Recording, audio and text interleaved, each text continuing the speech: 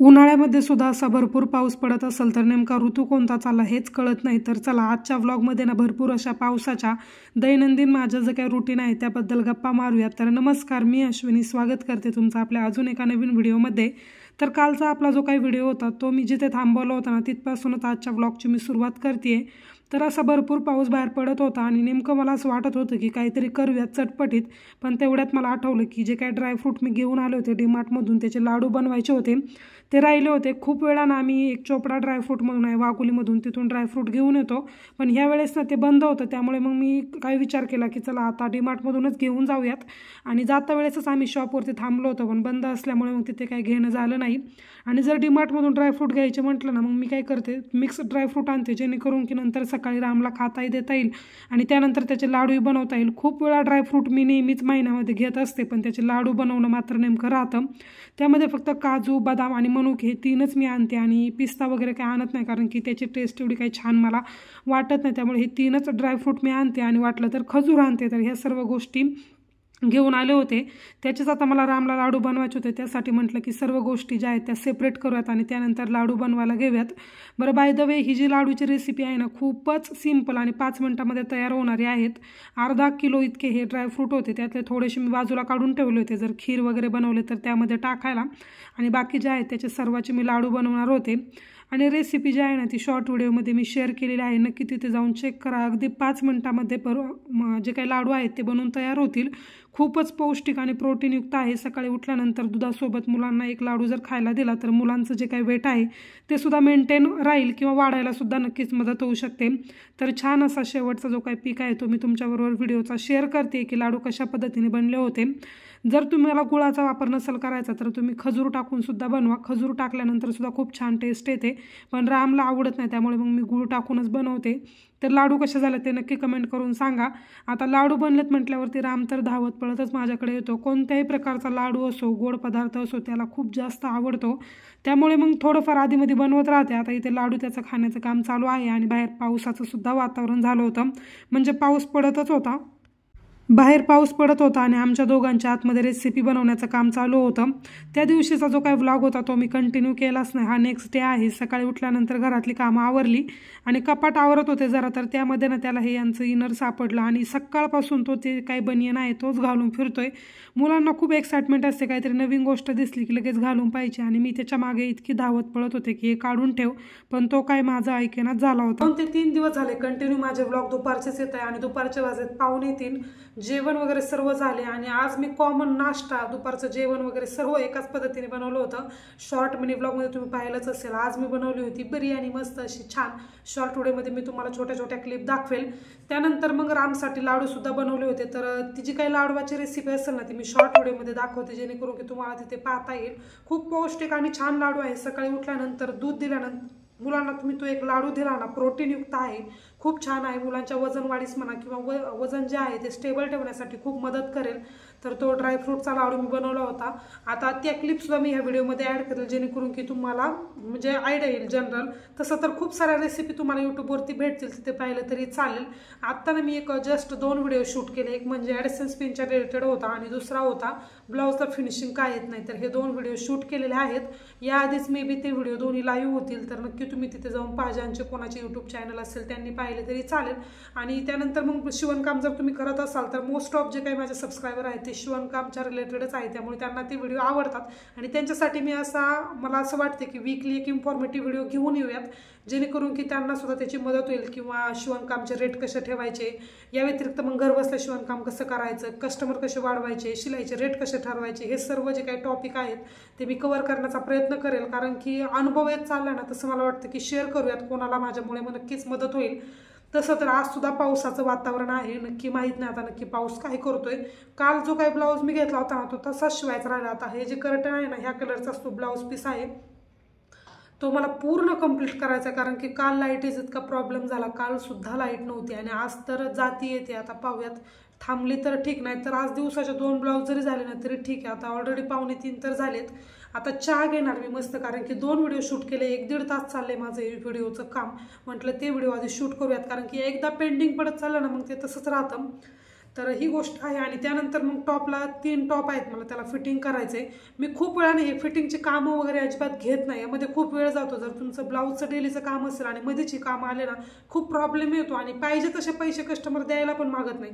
आता टॉपची जर साईज कमी करायची असेल किंवा फिटिंग व्यवस्थित करायचं असेल तर मेजरमेंट टाकावं लागतं, टेपनी व्यवस्थित पाहावं लागतं, कट वगैरे साईडचं पाहावं लागतं. यामध्ये खूप वेळ जातो आणि कस्टमरच्या ते लक्षात येत नाही. त्यामुळे ते फिटिंगचं काम तसंच राहतं. कधी कधी राग व्हायचा की मला काय होतं, ब्लाऊजचं काम बाजूला, एखादा ब्लाऊज होईल सिंपल तासभरामध्ये, पण ते टॉपचं फिटिंगचं काम होत नाही आणि त्यामध्ये पैसे पण काय म्हणावे तसे भेटत नाही. त्यामुळे ते काम मी घेत नाही. पण काय होतं, रेग्युलर कस्टमर असले की नाही म्हणता येत नाही आणि त्यांचं असं असतं की लगेच द्या लगेच द्या. दिवसभर आता मुलांना पाहून हे काम कसं मॅनेज करायचं, असं खूप साऱ्या गोष्टी आहेत.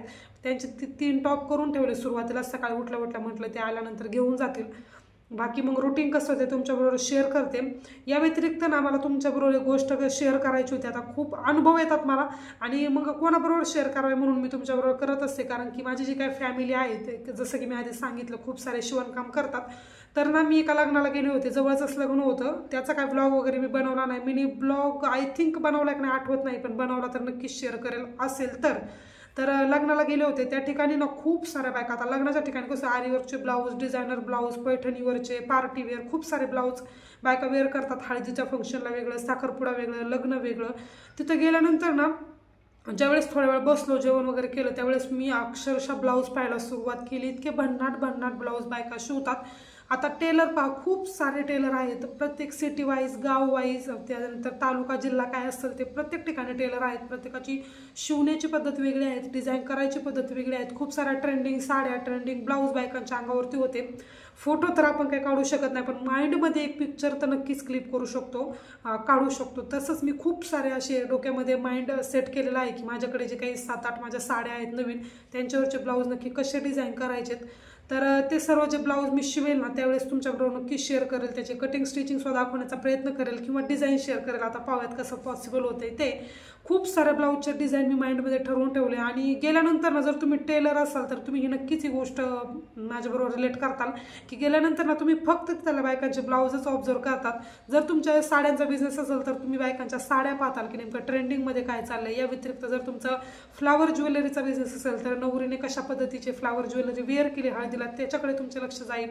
तुमचं नथ मेकिंगचं जर काय असेल किंवा ज्वेलरी बनवायचं काय असेल तर नवरीची ज्वेलरी, इतरांची ज्वेलरी, हे सर्व पाहण्यामध्ये तुमचं लक्ष जाईल. तर असं सर्व ज्याच्या त्याच्या बिझनेसच्या रिलेटेड ज्या काही गोष्टी असतील ना त्याकडे तुमचं लक्ष जातं. तर हेच मला तुम्हाला सांगायचं होतं. या व्यतिरिक्त आता जास्त बडबड नाही करत, फक्त एक गोष्ट तुमच्याबरोबर शेअर करते. तर ना ज्यावेळेस अक्षय तृतीया होती ना त्यावेळेस मी मशीन घेण्यासाठी गेलो होतो. आम्ही अगदी संध्याकाळच्या वेळेस पटकन झटपट ठरवलं की जाऊयात. मग पैसे वगैरे घेऊन या सर्व गोष्टी घेऊन आम्ही शॉपमध्ये पोहोचलो. नवीनच शॉप झाले केसनद फाट्यावर, तुम्हाला बऱ्यापैकी माहीत असेल. तिथे गेल्यानंतर ज्यावेळेस आम्ही मशीनचं हायस्पीड मशीन घ्यायची होती, खूप सारी चौकशी केल्यानंतर तिथे गेलो की इथं एक शॉप झालेला आहे, तुम्ही नक्कीच इथं चेक करू शकता. आणि मशीनच्या क्लास चालू करण्यासाठी सुद्धा मला एक सेकंड हँड मशीन पाहिजे होती, तर ती पाहण्यासाठी सुद्धा आम्ही गेलो होतो. गेल्यानंतर ना तिथे गेल्यानंतर इतकं कन्फ्युजन झालं. खूप सारे ब्रँड म्हणजे सिंगर, उषा ब्रदर, नोवेल, अशा बरेच काय कंपनी त्यांनी आम्हाला सांगितल्या. मग त्यातली नेमकी घ्यायची कोणती चांगली असेल, मॉडेल कोणतं काय, याबद्दल काहीच माहिती नव्हती या रिलेटेड. त्यामुळे खूप कन्फ्युजन झालं आणि संध्याकाळचे 7-7:30 वाजता आम्ही गेलेलो असतो. आणि माझा आग्रह होता की अक्षय तृतीयेच्या दिवशीच घ्यायचं, कारण की सर्व वडीलधारे मोठे म्हणतात की 3.5 मुहूर्तांपैकी एक मुहूर्त आहे, चांगला आहे. म्हणून मी तेच माइंडमध्ये घेऊन होते की नाही आज मशीन घ्यायचीच. आणि गेल्यानंतर मग तिथे तर काही जमीन असं झालं. मग एका ठिकाणी आम्ही मशीन वगैरे सर्व्हिसिंग करून घेत होतो. त्यांच्याकडे गेल्यानंतर ना मग नोवेल कंपनीची म्हणजे घेऊयात असं थोडंफार इकडे तिकडे विचार करून थोडंसं फिक्स केलं की चला नोवेल कंपनीची घेऊयात. 25,000 ते 27,000पर्यंत ती असं गेली असते, म्हणजे सर्व व्यवस्थित सेटअप वगैरे घरी लावून देणं असं. तर नोवेल कंपनीचं मॉडेलच त्यांच्याकडे अवेलेबल नव्हतं. फक्त उषा आणि आय थिंक गिरी का काहीतरी अशा 2 कंपनीच्या मशीनच फक्त त्यांच्याकडे होत्या. नोवेलचे अवेलेबल करून देतो असं त्यांनी आम्हाला सांगितलं होतं आणि अजून काही त्यांनी कॉल वगैरे केला नाही. आता प्रत्यक्षात जाऊनच तिथे चौकशी वगैरे करावी लागेल. आता परत घ्यायचं म्हटलं की मला असं वाटतं एखादी कोणती गोष्ट घ्यायची असेल ना तर मुहूर्त वगैरे असं छान वाटतं ना, म्हणजे आठवणीत राहतो तो दिवस की ठीक आहे या दिवशी आपण ही गोष्ट केली. तसं काहीसं आता सध्या तरी 1 महिना तरी हा जो काही प्लॅन होता तो मी ड्रॉप केला होता, पण आता लेटेस्ट एक इंस्टाग्रामवरती मी एक व्हिडिओ पोस्ट केला की कोणत्या कंपनीची मशीन घेऊयात, तर तुमचे खूप सारे सजेशन आले आहेत. आता त्यामध्ये ना एक जॅक आणि दुसरी आहे नोवेल, या 2 कंपनीचे खूप सारे मेसेज आले की ह्या 2 कंपनीच्या ट्राय करा, 5 वर्ष झाले वापरतोय, ह्या किमतीला भेटेल. तर ह्या 2 पैकीच आता मी एक मशीन घेऊन टाकते हाय स्पीड. असं स्वप्न असं काही नाही, कारण की 25-30 हजाराचं असं स्वप्न मला असं काही वाटत नाही. थोडीशी जास्त किंमत असली लाखामध्ये तर आपल्याला म्हणू शकतो की हा ठीक आहे, ही गोष्ट मी घेतली. तसं मी स्वप्न वगैरे काय पाहिलं नाही, पण माझं एक जनरल मला सुरुवातीपासूनच वाटतं की घेऊयात, छान वाटेल, छान दिसेल, ब्लाऊज छान येईल. कारण की सर्वजण म्हणतात की हाय स्पीड मशीनवरती काम फास्ट होतं, छान होतं, कंटाळा वगैरे येत नाही. कंटाळ्याचं तसं काही नाही, आता सगळ्याच याच्यामध्ये कामामध्ये कंटाळा येतो, पण बऱ्यापैकी असं मी ऐकून आहे. त्यामुळे म्हटलं की चला मी सुद्धा घेते, जेणेकरून की मग ही एक मशीन आणि अजून एक मशीन मला सेकंड हँड घ्यावे लागेल, जेणेकरून की मग माझा क्लास जरी मी 4 बायकांचा ठेवला तरीसुद्धा व्यवस्थित चालेल. ॲडमिशनसाठी ना आता 4 जणी तयार आहेत, पण मशीनच माझ्याकडे अवेलेबल नाही, त्यामुळे ते थोडंसं पोस्टपोन करत पुढे चालले. तर पाहूयात आता नेमकं कसं होतंय. सर्व या गोष्टी ज्या आहेत त्या पुढे व्लॉगमध्ये तुम्हाला पाहायला भेटेलच. जो काही माझा हॉल आहे ना, आम्ही जिथे राहतो, तो मला असं वाटतं की संपूर्ण हा जो हॉल आहे ना, तो माझा शिवणकामाच्या रिलेटेडच गोष्टी असल्या पाहिजे. यामध्ये फक्त शिवणकामाच्याच गोष्टी आहे. फक्त जी काही माझी वॉशिंग मशीन आणि रामच्या खेळण्याचा बॉक्स आहे ना, तेवढ्या 2च गोष्टी शिवणकामाच्या रिलेटेड नाही. बाकी माझी मशीन, त्यानंतर टेबल वगैरे सर्व मी तसंच सेट केलंय. त्यामुळे इथं मी डेकोरेटिव्ह पीस, अट्रॅक्टिव्ह पीस असं वगैरे काही लावत नाही, जेणेकरून की फक्त तो एक सेटअप दिसला पाहिजे छान. अजून सुद्धा बऱ्यापैकी मी गोष्टी त्या रिलेटेड ॲड करेल, पण पाहूयात आता. घर आहे आणि त्याला घरासारखंच राहू द्यावेत असं मला वाटतंय. स्टुडिओ वगैरे हे खूप म्हणजे एक्सपांड गोष्टी होतात त्या सर्व, आणि त्यामागे खर्च सुद्धा बराच आहे. या व्यतिरिक्त मग आपल्याला जे काही असतील, आपण ज्यांच्याकडे राहतोय त्यांची परमिशन वगैरे असणं सुद्धा खूप गरजेचं आहे. कारण की मग जर काही अजून एक्स्ट्राचं जर वॉलवरती चिकटवलं वगैरे तर खूप खराब होतात भिंती वगैरे, आपल्या डोळ्यांना सुद्धा ते पाहायला चांगलं वाटत नाही. त्यामुळे मग थोडासा प्रॉब्लेम होतो. तसं जे काही मी करेल थोडंफार डेकोरेशन वगैरे, छान डेकोरेटिव्ह आयटम वगैरे, तर ते तुमच्याबरोबर शेअर करेल. पण मी ते अशा पद्धतीने करणार आहे जेणेकरून की भिंतीलाही त्रास नको, पण दिसायलाही छान दिसलं पाहिजे वॉल वगैरे, जेणेकरून की मला तिथे व्हिडिओज वगैरे काढायला छान वाटेल. थोडंसं कार्पेटचं वगैरे माझं चाललंय की पाहूयात, किंवा जी ग्रीन मॅट असते तसं लावूयात काहीतरी व्हिडिओसाठी, असं काहीच माझ्या माइंडमध्ये आहेत. पण पाहूयात, लेट्स सी कशा गोष्टी पुश होतात त्या पद्धतीने आपण करूयात. बाकी मग व्हिडिओ मी कंटिन्यू करते. खूप साऱ्या गप्पा मारला तुमच्यासोबत, 2-3 गोष्टी होत्या त्या शेअर केल्या. आणि आधीचे जो काही ॲडिशन्स पिनचा आणि शिवणकामला फिनिशिंग काय येत नाही तुमच्यात, त्याचा जो काही व्हिडिओ आहे तो लाईव्ह केला असेल मे बी याआधी, तर तो पाहिला नसेल तर नक्की पहा. बाकी मग ह्या व्हिडिओमध्ये पुढे मी तुमच्याबरोबर काय गोष्टी करते ते शेअर करते.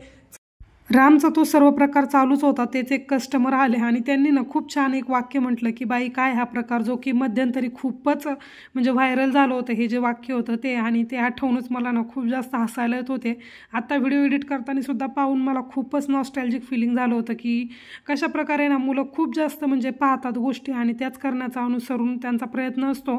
तर असो दुपारचे जे काही 2-3 व्हिडिओ होते ते शूट करून घेतले. बाकी जे काही तुम्हाला मी माझे अनुभव होते ते शेअर केले. कसे वाटले ते नक्की कमेंट करून सांगा. अशाच छोट्या मोठ्या गोष्टी मी तुमच्याबरोबर शेअर करत असते आणि छान वाटतं. कोणीतरी आपली कम्युनिटी एक फॉर्म झालेली आहे ज्यामध्ये की आपण आपल्या मनातल्या गोष्टी बोलू शकतो.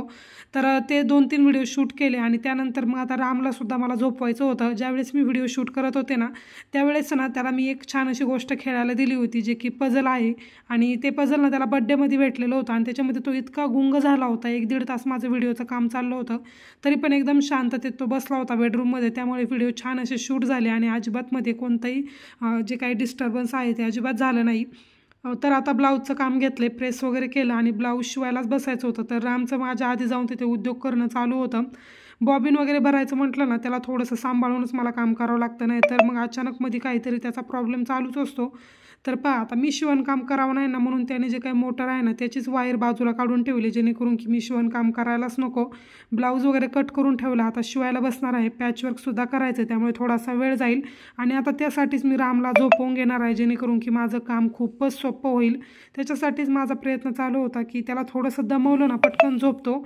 मुलांना जर तुम्ही ग्राउंडवरती खेळायला वगैरे नेलं ना, त्या दिवशी तुम्ही ऑब्झर्व करताल की मुलं खूप पटकन झोपतात, कारण की ते दमलेले असतात. तसं घरात काय त्यांचं एवढं पळणं खेळणं कुदळणं होत नाही, कारण की एका जागी जर आपण टॉयज दिले तर त्यांच्यासोबतच रमतात. त्यामुळे मग मी त्याला सारखं काही ना काही आण, हे आण ते आण, अशी बरीच छोटी मोठी कामं सांगत राहते. मग त्याच्यामध्ये ना त्याचं पळणं हे ते चालूच असतं आणि खूप दमतो आणि मग पटकन दुपारच्या वेळेत झोपी जातो. 2-2.5 तास झोपतो. त्यामुळे मग माझं कामसुद्धा सोपं होतं. बाहेर पाऊस पडत होता आणि रामला सुद्धा झोप आलेली होती, पण मला ना चहा पिण्याची खूपच तीव्र इच्छा झाली होती पाऊस पाहून.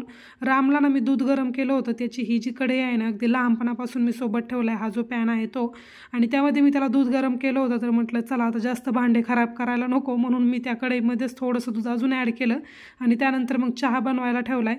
कधी कधी ना कामाचा इतका जास्त कंटाळा येतो की काही एक्स्ट्राची कामं नकोच वाटतात. म्हटलं दुसरा पॅन खराब करण्यापेक्षा मग यामध्येच बनवल्याने काय वाईट आहे. आणि खूप छान एक्सपिरियन्स होता. टेस्टसुद्धा थोडीशी वेगळीच लागली, माहीत नाही. नॉनस्टिक आहे कढई बाय द वे, तर मोठ्या फ्लेमवरती ठेवलं होतं त्यामुळे उतू जात होतं. मग नंतर मी दुसऱ्या गॅसवरती शिफ्ट केलं त्याला. आता मी चहा पित असताना राम माझ्याकडे बऱ्याच वेळा चहा मागतो, त्यामुळे मग आता त्याला झोपवून मी थोड्या वेळ चहा थंड होण्यासाठी ठेवील. त्याचं झोपायला जास्त वेळ घेत नाही, आता 5 ते 10 मिनटामध्ये आरामशीर झोपी जातो. तोपर्यंत चहा छान उकळतोय आणि मी रामलासुद्धा झोपी लावेल, जेणेकरून की मला मनसोक्त चहाचा आनंद घेता येईल.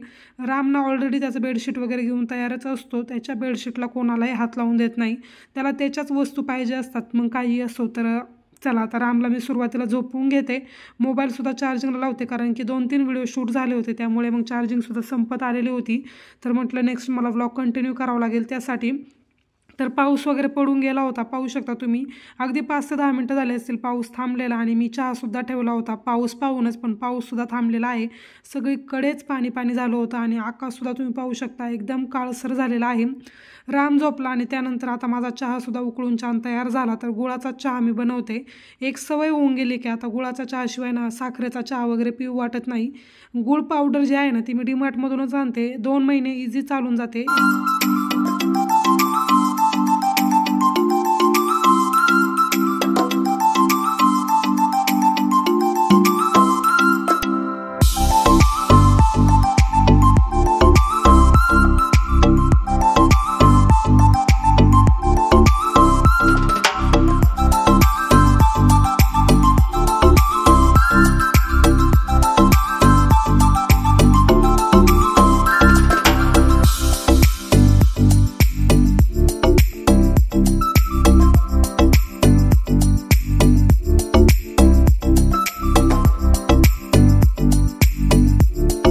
चहा पितच होते की राम परत उठला आणि त्याला काय होतं काय माहिती, चहा पाहून असं मुलांना जाणवतं की काय होतं नेमकं तेच कळत नाही. तो उठला होता, परत त्याला झोका देऊन झोपवलं, छान चहा एन्जॉय केला आणि त्यानंतर मग आता परत शिवणकाम करायला बसले.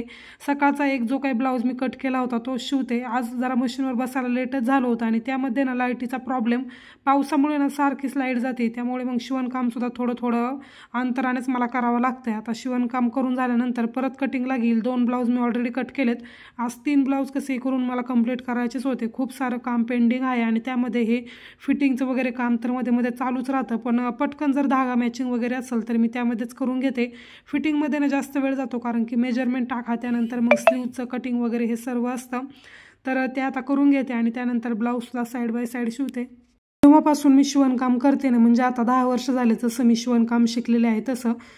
तर खूप सारे व्हिडिओ पाहिल्यानंतर मला असं वाटतं की ज्यांचं बोट असतं ना, म्हणजे एकदम फसतं असं जी काही सुई असेल तिथे जाऊन, पण अजून तरी माझ्यासोबत असा काही इन्सिडेंट झाला नव्हता. आता 1-2 वेळा मी इंस्टाग्रामला रील्स पाहिले ना, मला असं वाटायचं की नेमकं कशा पद्धतीने काम करत असतील, त्यांचं बोट इतकं फसतं, व्यवस्थित काळजीपूर्वक करायला काय होतं असं मला खूपदा वाटायचं. आणि या भ्रमामध्ये ना मला असं वाटायचं की नाही मी व्यवस्थित करते आणि काय बोट वगैरे जाणार नाही. पण आज अचानक ना मशीन चालू असताना राम उठलेला आणि त्याला मी घ्यायला गेले आणि त्याला घेऊन नाही त्या मांडीवरती घेऊन बसले होते चेअरवरती, आणि अचानक माझं जे मोटर आहे ना त्यावरतीच पाय पडला आणि जे माझं बोट होतं ना ते पुढं सरकलं, अंगठ्या शेजारचं बोट जे आहे ते, आणि अर्ध्यापर्यंत सुई घुसली. इतकं जास्त पेनफुल होतं माझ्यासाठी ते, आणि म्हणजे असं पटकन डोळ्यामध्ये माझ्या पाणी आलं. कारण की काय होतं माहिती का, आपण काम खूप काळजीपूर्वक करतो पण कधीतरी आपल्या हातातून सुद्धा फिसकतं, तसंच बाकीच्यांचं सुद्धा होत असेल असं पाहून मला वाटायचं. पण आज ज्यावेळेस मी अनुभव घेतला ना त्यावेळेस खूप दर्दनाक गोष्ट होती माझ्यासाठी ती, आणि खूप पेनफुल होतं. थोड्या वेळ अँटीसेप्टिक क्रीम वगैरे लावून मी बसलेली होती शिवणकाम करायला, पण काही माझं मन लागतच नव्हतं, कारण की खूप जास्त आहे ना पेन होत होतं त्याला, त्यामुळे मग शिवावं असं वाटतच नव्हतं. तरी पण म्हटलं एवढा एक ब्लाऊज कंप्लीट करते आणि त्यानंतर मग ठेवूनच देते. तर पाय असं जवळून थोडंसं झूम करून मी तुम्हाला दाखवते. अर्ध्यापर्यंत ना थोडीशी तिरकी अशी सुई घुसलेली होती. ज्यावेळेस मी मशीन वरती घ्यायला लागले ना, म्हणजे जी काही सुई आहे ती, त्यावेळेस तर खूपच जास्त दुखायला लागलं. तर अँटीसेप्टिक क्रीम वगैरे लावून घेतली आणि त्यानंतर मग शिवणकाम ठेवूनच दिलं. म्हटलं नको थोड्या वेळ आराम करूयात. तर मुलांच्या घाई गडबडीमध्ये ना, अति घाईमध्ये असं कधी काहीतरी वेगळंच होऊन बसतं. तर असो, आता इथे दुपारचं जेवणसुद्धा बाकी होतं, कारण की पाऊस खूपच लवकर आला होता आणि चहा वगैरे घेतला होता, त्यामुळे मग असं खाण्याची काही इच्छा नव्हती. आणि राम माझ्यासोबत जेवण करायला बसला ना, थोडेसे 2 घास जास्त खातो, त्यामुळे मग मी त्याला माझ्यासोबतच घेते. गरमागरम अशी भाकरी बनवली होती आणि सकाळी यांना बटाट्याचे जे काही आपल्या चकल्या असतात तर त्या बनवल्या होत्या आणि त्या खाण्याची काही माझी इच्छाच नव्हती.